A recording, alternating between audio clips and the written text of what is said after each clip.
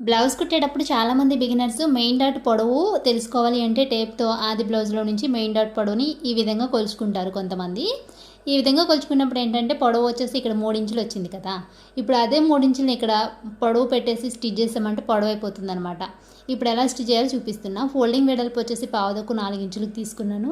Dot వెడల్పు వచ్చేసి 1.5 ఇంచులకి, పొడవు వచ్చేసి 2.5 ఇంచులకి తీసుకొని ఈ విధంగా మార్కింగ్ అయితే చేసుకొని ఈ మార్కింగ్ పైన ఒక స్టిచ్ వేసుకున్నాను అనమాట. ఇప్పుడు మనకి ఆది బ్లౌజ్లో పొడవు వచ్చేసి 3 ఇంచులు వచ్చింది కదా. ఇప్పుడు 2.5 స్టిచ్ చేశాను కదా. ఇప్పుడు చూసారా 3 ఇంచులు వచ్చిందనమాట.